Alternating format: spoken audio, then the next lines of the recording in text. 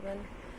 Guys, I'm making this video to make you clear about your final examinations so that आपको थोड़ी help हो जाए कि आपको किस तरीके से आंसर्स को लिखना है, किस तरीके से आपको एग्ज़ाम में कंडक्शन करना है आपके आंसर्स का, जो कि आपके लिए थोड़ा टफ तो होने वाला है, बट आपको थोड़ा सा इस चीज़ को क्लियर करके रखना पड़ेगा अभी से, बिकॉज आपको पता ही है कि कोविड-19 की वजह से कितना कम टाइमिंग आप लोगों के पास रह गया है। एंड स्पेशली फर्स्ट ईयर जिनका अभी तक कोई कंडक्शन ही नहीं हुआ, आई थिंक क्लासेस का भी बहुत कम हुआ है और एक भी एग्ज़ाम्स उन लोगों ने लिया नहीं है, तो आपके पास शायद मिनिमम ही बहुत ही ज़्यादा कम टाइम रह गया है चीज़ों को समझने के लिए। सो मैं थोड़ा बस मेरी साइड से एक हेल्प वीडियो है ये, प्लीज़ इसको थोड़ा ध्यान से पढ़ना सो दैट आपको हेल्प हो जाए, because as a senior I want to help you guys, only just a help. इसको समझ में आए ठीक है, नहीं आए इट्स ओके। सो मैं स्टार्ट करना चाहूँगी अपना यहाँ से कि आपको किस तरीके से आपको फाइनल एग्जामिनेशंस में आपको आंसर्स लिखना है और किस तरीके से आपको जो आपके एनाटॉमी के सबसे इम्पोर्टेंट सब्जेक्ट है आपको पता ही है, एंड इसका क्लासिफिकेशन भी बहुत बड़ा है। आपके 5 में डिवाइडेड है ये, upper limb, thorax, lower limb, abdomen and skull. इन पाँचों के पाँचों बहुत कन्फ्यूजन है आपको, अभी आपको बहुत टफ भी लग रहा होगा, तो आप प्लीज़ थोड़ा थोड़ा करके हर बुक से हर सब्जेक्ट से थोड़ा थोड़ा करके आप इम्पोर्टेंट को पढ़ो और कोशिश करो कि आप समझो चीज़ों को। एंड इतना हार्ड नहीं है, इट्स वेरी इजी। तो मैं आपको बस थोड़ा थोड़ा हिंट दूंगी कि इस तरीके से आपको आंसर्स को सॉल्व करना है। तो हम सबसे पहले चलेंगे अपने अपर लिम में। अपर लिम्स में आपको पता ही है कि आपका सारा बोन्स का है। सो जो बोन्स है आपके, अगर क्वेश्चन आपका बोन्स से रिलेटेड आता है तो गाइज आपको सबसे पहले उसका जो फॉर्मेट होगा आपका आंसर्स का, तो आपको एक प्रॉपर फॉर्मेट में बता रही हूँ खाली किस तरीके से आपको प्रॉपर फॉर्मेट में आंसर्स को करना है। जस्ट लाइक आपको किसी बोन्स के बारे में लिखना है तो आपको अकॉर्डिंग टू द मार्क्स, ऐसा नहीं कि आपको पूरा का पूरा पेजेस भरने हैं, no, there must be a valid content there. आपको उसी के बेसिस पे ही मार्क्स मिलते हैं। अगर आपका कंटेंट अच्छा है, आपने लिमिटेड भी लिखा है, अगर उसमें आपने सारी चीज़ें लिखी हैं तो उसका ये बस एक मिथ है कि आप कॉपियाँ भरो और आपको आंसर मार्क्स मिलेंगे। नहीं, ऐसा बिल्कुल नहीं है।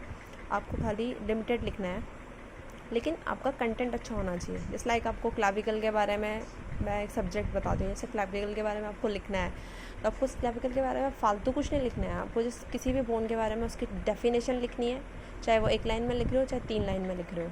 फिर आपका ऑसिफिकेशन प्रोसेस लिखना है कि ऑसिफाई कहाँ हो रही है। फिर आपको उसकी एनाटॉमिकल पोजीशन लिखनी है, ठीक है। साइड डिटर्मिनेशन लिखनी है, ठीक है। और सबसे इम्पॉर्टेंट चीज़, जो भी बोन आप जिस भी बोन के बारे में आप लिखते हैं उसका आपको डायग्राम बनाना है, ठीक है। आप अगर डायग्राम भी बना देते हैं तो आपको ज़्यादा कुछ उसमें शो करने की ज़रूरत नहीं पड़ेगी। आपका अपर, लोअर पार्ट एंड शाफ्ट, किसी भी बोन में आपके पार्ट्स ही इम्पोर्टेंस रखते हैं। आप अगर उसके पार्ट्स को क्लियर कर रहे हैं तो आपको मार्क्स अच्छे मिलेंगे। फिर उसकी अटैचमेंट भी आप लिख रहे हैं, ठीक है, तो वो भी आपको मैटर करती है। फिर उसकी थोड़ा बहुत क्लिनिकल एनाटमी आपको लिखनी है। एंड डायग्राम तो आपको मेडिकल में मैंडेटरी ही है। अगर डायग्राम आप बना देते तो आपको आधे से ज़्यादा मार्क्स तो वैसे ही आपको एग्जामिनर दे देता है, ठीक है गाइस। नाउ आपका जो दूसरा पार्ट है आपका, वो है जॉइंट्स। अपर लिम में आपके 2 ही पार्ट इंपॉर्टेंट है, बोन्स एंड जॉइंट्स। तो जॉइंट्स आपके 2 ही जो हैं सबसे ज़्यादा आपके एग्जामिनेशन में पूछे जाते हैं, एक तो shoulder joint and elbow joint. तो जो शोल्डर एंड एल्बो जॉइंट है उसमें भी आपको ज़्यादा क्वेश्चन लिखने हैं। आई थिंक 14 मार्क्स के क्वेश्चंस आते हैं ये shoulder joint, elbow joint. And अगर आपने प्रॉपर लिख लिया तो 14 मार्क्स आपके पूरे के पूरे। लेकिन अगर नहीं लिख पाए, आप पेजेस भरने में रह गए, तो फिर आप भूल जाओ कि आपको 5 नंबर भी मिलने वाले हैं अगर आपने फालतू कुछ लिखा है तो गाइस आपको उससे पहले जॉइंट्स में भी सेम प्रोसेस रखना है। Definition is very important. उसके बाद आपको ये लिखना है कि आपका बोन टाइप क्या है। लाइक आपको पता ही, आप पहले से पढ़ते आ रहे हैं, क्लासिफिकेशंस तो आपने पढ़ा ही है बोन्स का, तो आपको वो जरूर मेंशन करना है वहाँ पर कि आपके बोन बोन किस तरीके से क्लासीफाइड है। लाइक आपको क्लासिफिकेशन लिखना पड़ेगा बोन का, ठीक है। फिर उसकी जो सरफेसेस हैं, आर्टिकुलेशन हो रही है, आर्टिकुलर सरफेसेस के बारे में उसका इम्पोर्टेंट होता है लिखना। उसमें कौन कौन से लिगामेंट्स आपके ज्वाइन कर रहे हैं, लिगामेंट्स के बारे में भी इम्पोर्टेंट होता है लिखना।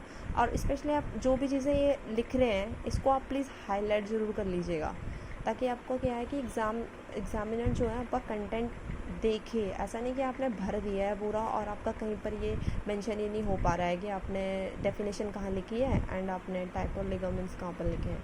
सो आपका नेक्स्ट जो पॉइंट आएगा वो आपका stability factor of joints, which is very important. ठीक है, कि आपका जॉइंट जो है आपका स्टेबिलिटी फैक्टर क्या है, किस किस से स्टेबल हो रहा है, किस किस को स्टेबल कर रहा है। फिर आपके रिलेशंस आती हैं, रिलेशंस बहुत इंपॉर्टेंट है जॉइंट्स के लिए, तो आपके उसके बारे में आपको लिखना है। NAV, nerves, arteries and veins, इन तीनों का जो आपका रिलेशंस है वो आपको लिखना पड़ता है। और joint movement is a very important in the question of joint. ठीक है, उसके बाद आपके arterial supply, nerve supply, veins, ये भी आपके बहुत इंपॉर्टेंट है और आपको पता ही है कि ये 40 नंबर में आता है क्वेश्चन, तो ये बहुत ही ज़्यादा इंपॉर्टेंट टॉपिक है आप लोगों के लिए। सो आज अभी इस वीडियो में तो इतना ही मैं बता रही हूँ, बाकी आपका नेक्स्ट वीडियो में डालूँगी बहुत जल्दी। Thank you.